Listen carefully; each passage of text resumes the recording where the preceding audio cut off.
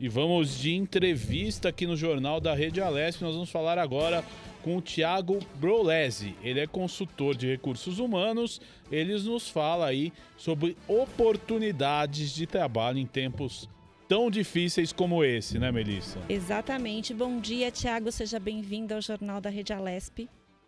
Olá, bom dia. Bom dia, Mel. Bom dia, Guga. E bom dia a todos. Thiago, existem vagas de trabalho disponíveis neste momento? Onde estão essas vagas? Quais os segmentos aí que abriram mais vagas nesse momento? Eu gostaria de saber aí qual esse cenário agora.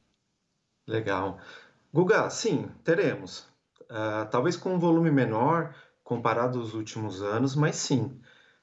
E muitas dessas oportunidades podemos encontrar, por exemplo, no varejo, empresas do e-commerce, talvez na área de logística também, dependendo do segmento da indústria, e aí podemos pensar, por exemplo, na indústria alimentícia e farmacêutica. E também eu percebo que tem um grande volume de oportunidades na área de tecnologia, né? O importante na busca de oportunidades é talvez entendermos primeiro qual que é o meu segmento e quais perfis profissionais estão sendo requisitados. Eu penso que essa análise seja importante até para quem sabe nos adaptarmos a essa nova realidade. Talvez buscarmos alguns conhecimentos específicos, cursos rápidos, talvez para tentarmos nos adaptar a essa nova realidade. Uhum. Tiago, durante a pandemia foi possível contratar? As contratações se mantiveram num nível aceitável, normal, aí normal não digo, né? Mas pelo menos um nível aceitável aí nesses períodos em que a gente teve isolamento, teve uma mudança aí nas relações de trabalho? Sim, Mel, foi possível contratar, né? É claro, com um volume menor, mas foi. Empresas de tecnologia, de serviços, como por exemplo aplicativos de entrega de alimentos, se destacaram em muito. Profissionais e áreas na área de tecnologia, afinal de contas, as empresas tiveram que se adaptar rápido com esse novo modelo digital. Tivemos uma procura enorme também para profissionais da área de saúde, que foram segmentos aí que se destacaram muito no processo de pandemia. Uhum. Tiago, qual foi a maior oferta de vagas? Qual que tem sido a maior oferta de vagas nesse momento?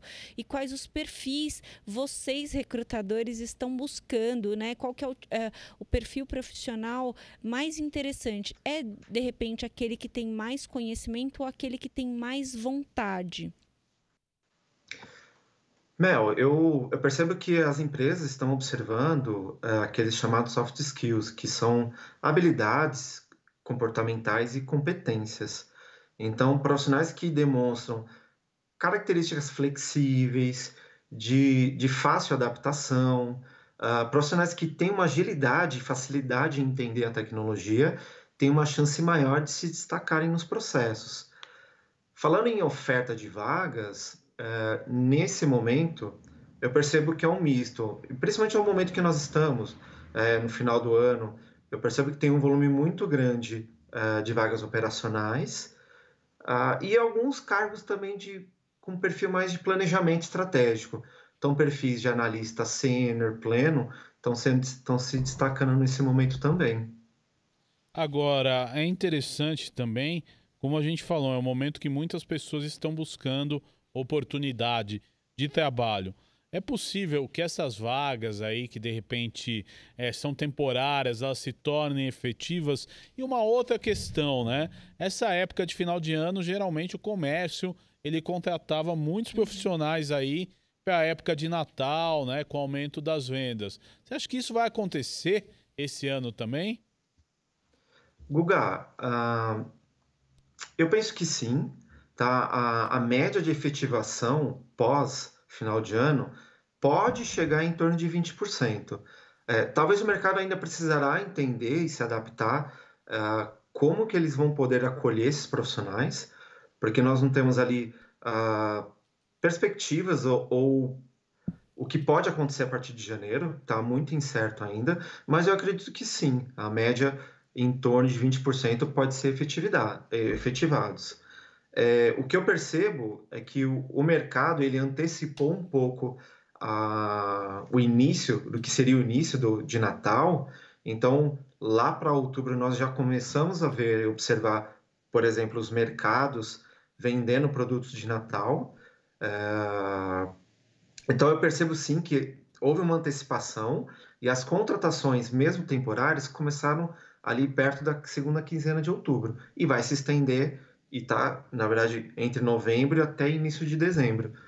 E vamos torcer que de fato aumente essa projeção, não é? Olha, você falou dos produtos que foram colocados no mercado em outubro. Eu achei que era para acabar o ano logo, porque o ano foi bem pesado. Mas eu queria saber, a gente sabe que alguns cargos tiveram uma redução salarial, isso é uma questão significativa, né? Cargos, principalmente esses, os líderes, né? Os topos, né? Que estão no topo da cadeia aí, da estrutura da empresa, eles tiveram uma redução significativa de salário. Alguns foram dispensados. Como é que foi esse processo? O que estava abaixo foi promovido, ganhou mais responsabilidade e manteve o mesmo salário? Como é que foi esse movimento aí no mercado? Aconteceu isso e está acontecendo, Mel. A redução de média salarial hoje chega em torno de 30%. Então, isso é fato. Muitas empresas tiveram que se adaptar. Então, por exemplo, cargos entre executivos, mas principalmente supervisores, coordenadores, muitos deles foram dispensados para que o gerente consiga sustentar toda a gestão. Ou então foi o inverso. Analistas, sêniores ou um coordenador estão mantendo as atividades estratégicas e houve desligamento de muitos gestores também, gerentes, diretores. Então, dependendo do perfil e do segmento das empresas, tiveram essas trocas de cadeiras pela necessidade. Então, sim, vem acontecendo isso sim. Tiago, como que vocês estão fazendo esses processos seletivos? Tem sido online? Tem conseguido fazer essas conversas presenciais ou nesse momento ainda não?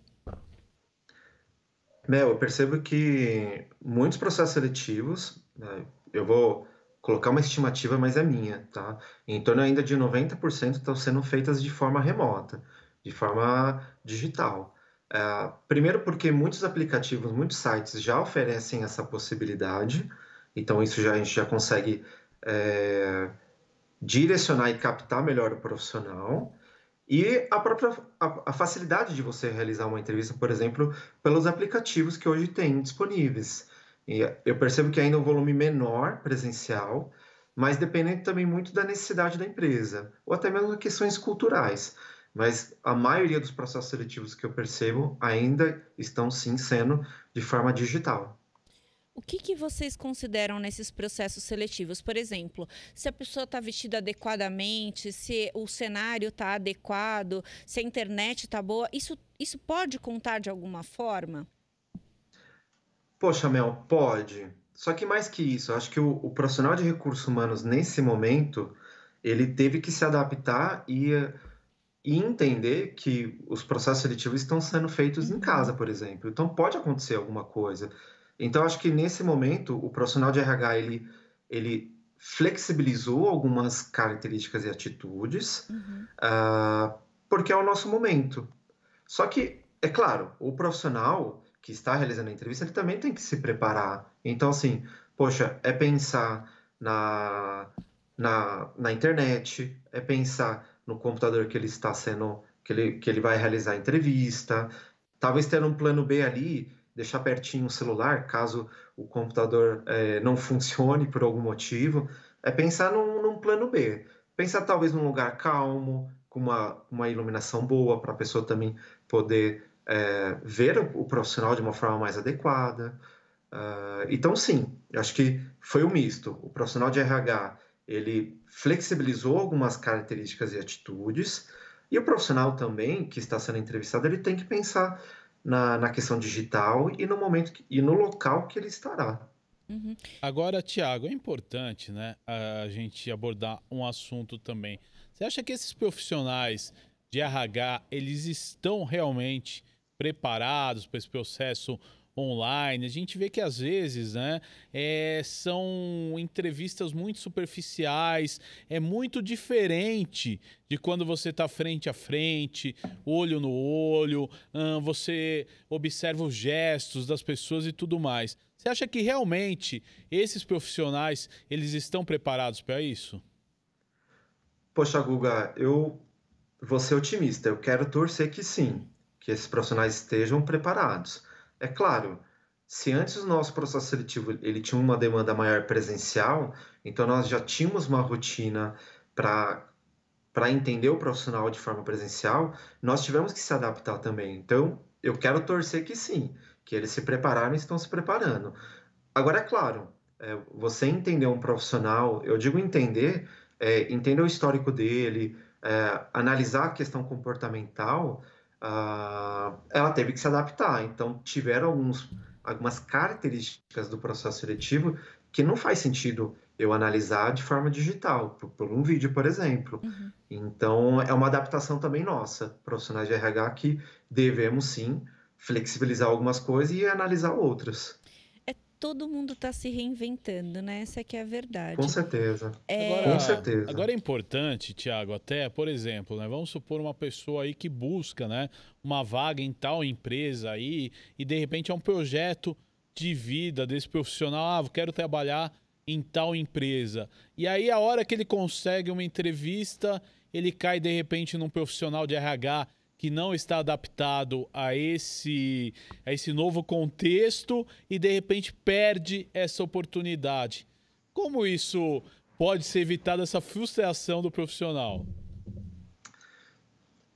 Poxa, Guga, eu mais uma vez, eu quero ser otimista, eu quero pensar que esse profissional sim esteja preparado.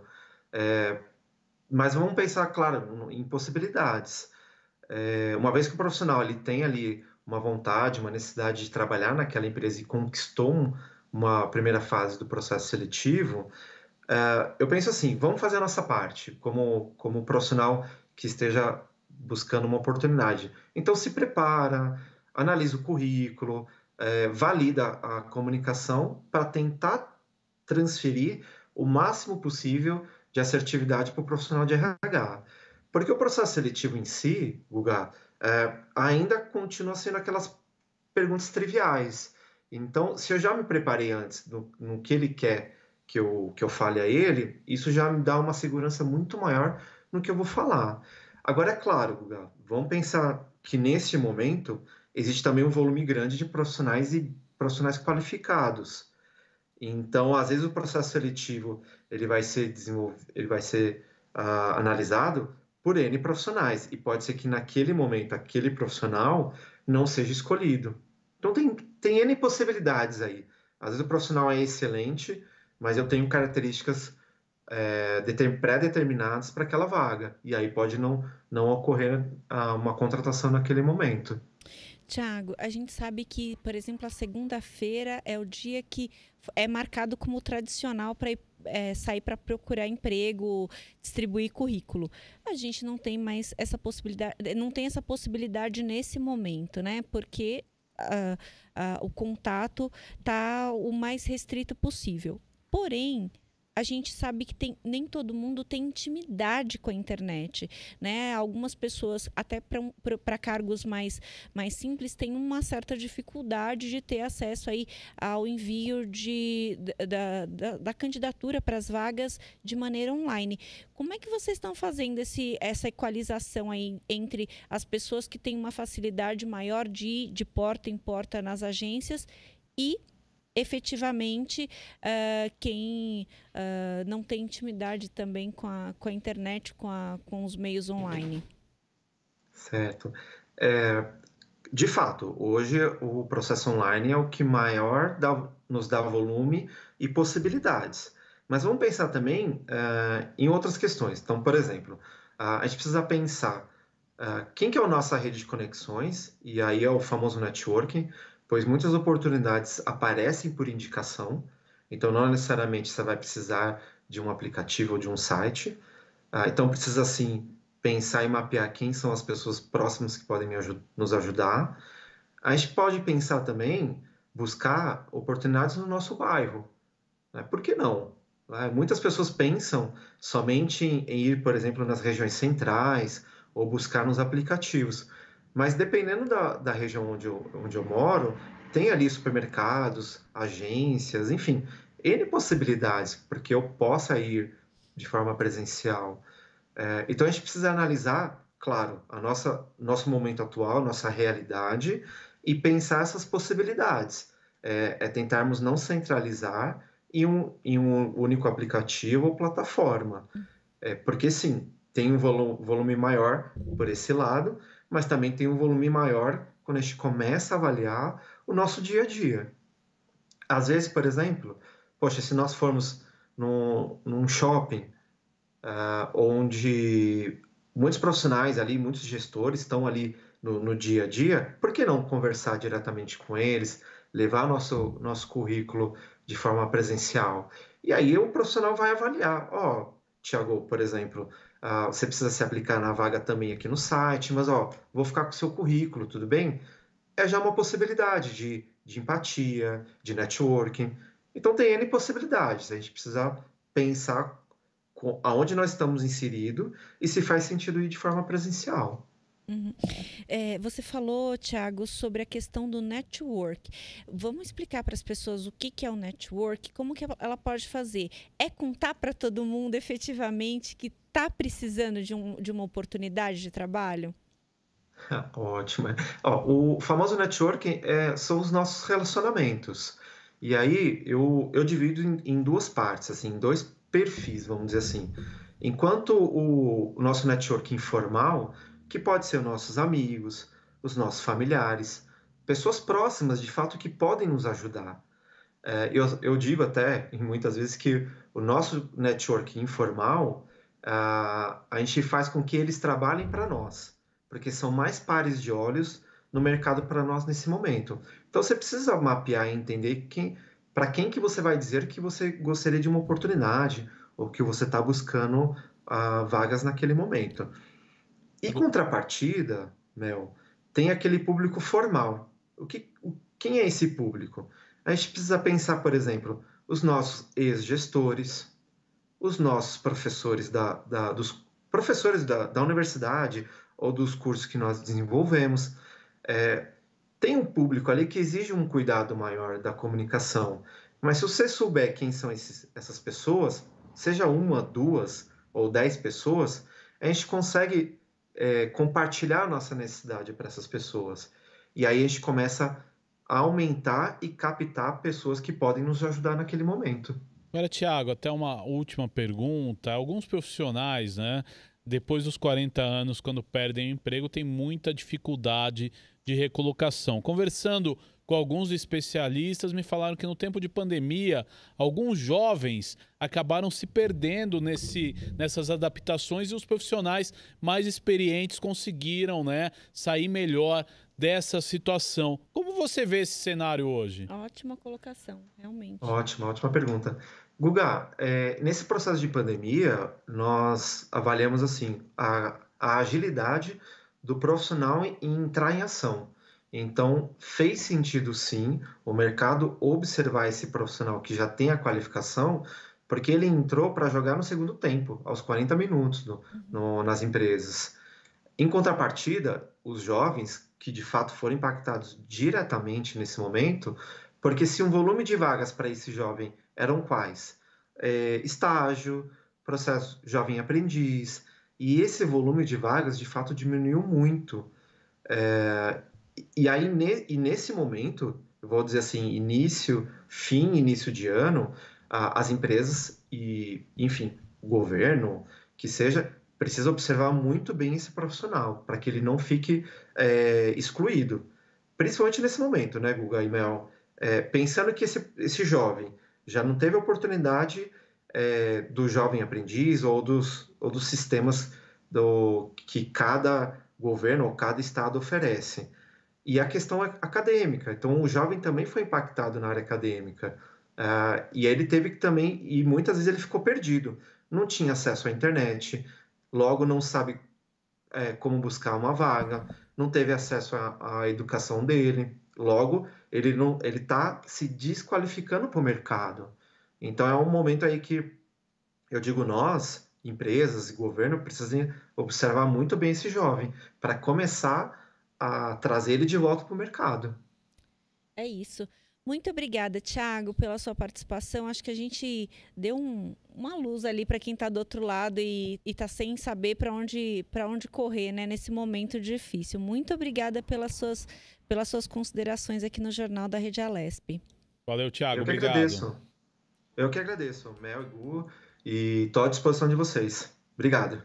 Falamos aí do mercado de trabalho em tempos de pandemia, né? Um assunto aí que preocupa toda a população, né, Melissa? Com certeza, a gente vai voltar a esse assunto com certeza, porque trazer esperança aí para quem está do outro lado, para quem está buscando uma oportunidade nos índices de desemprego que aumentaram nos últimos meses, é o nosso dever, né?